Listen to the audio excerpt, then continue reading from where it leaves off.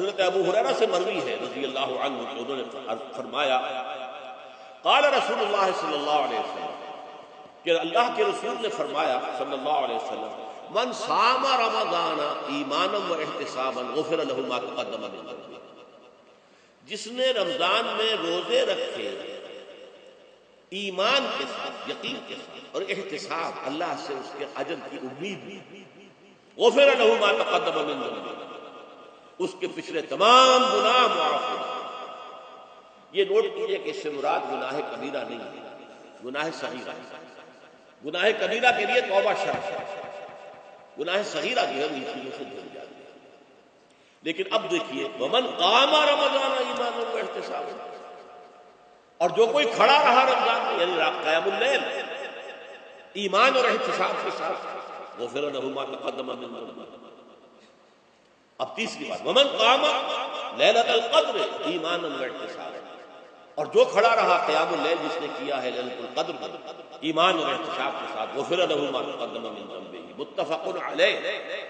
یہ حدیث بخاری اور مسلم دونوں کی۔ اب یہاں جو بات میں چاہتا ہوں کہ آپ پر واضح ہو جائے، اس حدیث میں دونوں چیزوں کو پیرلل لایا، من قام رمضان من صام رمضان، پیرلل، بالکل متوازی، ہم وزن اعتبار سے، من صام رمضان ایمانا واحتسابا غفر له ما تقدم من ذنبه، من قام رمضان ایمانا واحتسابا غفر له ما تقدم من ذنبه۔ اب سوال پیدا ہوتا ہے قیام اللیل سے مراد کیا ہے؟ یہاں پہ میں تراویح کا جو پس منظر ہے وہ بیان کر دینا چاہتا ہوں۔ دیکھیے جیسا کہ ہم نے خطبے میں بھی دیکھ لیا، اللہ نے قیام اللیل جو ہے اسے فرض نہیں ٹھہرایا، تطوع، قرآن مجید میں بھی اس کا کوئی ذکر نہیں، احادیث میں اس کی تشریح و ترغیب پوری موجود ہے، ایک اور حدیث بھی ہم بعد میں پڑھیں گے۔ اس کا پس منظر کیا تھا کہ اس کو چھوڑ دیا گیا۔ اب ظاہر بات ہے مسلمانوں میں کمزور بھی ہیں، مسلمانوں میں وہ مزدوری کرنے والے بھی ہیں، روزہ تو فرض ہے، چاہے مئی کا مہینہ ہے اور گندم کاٹنی ہے، روزہ پھر بھی رکھنا ہوگا، یہ سب، لیکن یہ کہ رات کو پھر کھڑے رہنا ان کے لیے، جاگنا ان کے لیے، لہذا ان کے اوپر یہ چیز فرض ہے۔ حضور نے تراویح کی نماز یا قیام اللیل نہ اسے فرض قرار دیا، نہ اس کے بعد جماعت کوئی اہتمام کیا مستقل، صرف 3 راتیں آپ نے جماعت کروائی ہے، اس میں 8 رکعتیں آپ نے پڑھی ہیں کہ جو آپ کا معمول تھا تہجد وہ پڑھی، اور تہجد کے وقت ہی جماعت کرائی ہے۔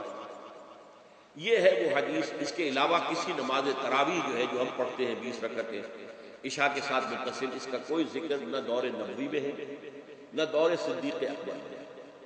یہ دور حضرت عمر کی خلافت میں ہوا ہے، اور ہم نہیں کہہ سکتے کتنے سال کے بعد ہوا۔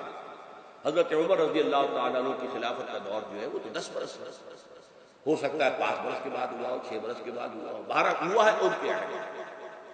حضرت عمر ایک مرتبہ مسجد میں داخل ہوئے، مسجد نبوی میں، تو دیکھا کہ کچھ لوگ 8، 10، 12 جو ہیں وہ ایک جو ہے حافظ کے پیچھے کھڑے ہوئے اور قرآن سن رہے ہیں، کچھ دوسرے کونے میں کھڑے ہیں، کچھ کہیں اور کھڑے ہیں، مختلف جماعتیں ہو رہی ہیں۔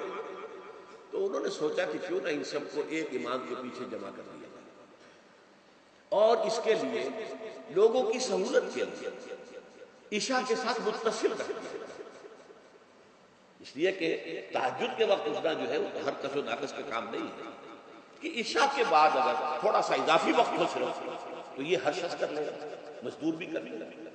لہذا آپ نے یہ نظام تجویز فرمایا کہ عشاء کے متصل بعد 20 رکعت نماز پڑھی جائے اور ایک امام کے پیچھے پڑھی جائے۔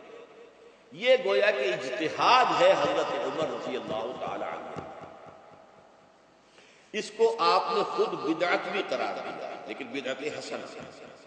بدعت کس اعتبار سے؟ لغوی اعتبار سے، نئی بات، اس لیے کہ حضور کے زمانے میں نہیں تھی، تو یہ اس طریقے سے نئی بات ہے، لیکن یہ بات کیونکہ بہت اچھی ہے، بہت عمدہ ہے۔ آپ جب یہ نظام چل پڑا تو ایک دن مسجد میں آئے، دیکھا کہ بڑی بھری مسجد ہے، صحابہ کھڑے ہیں اور ایک امام کے پیچھے قرآن سن رہے ہیں۔ آپ نے فرمایا نعم البدعۃ ھذہ، یہ جو ہم نے نئی بات شروع کی ہے یہ بہت اچھی ہے، بہت عمدہ ہے۔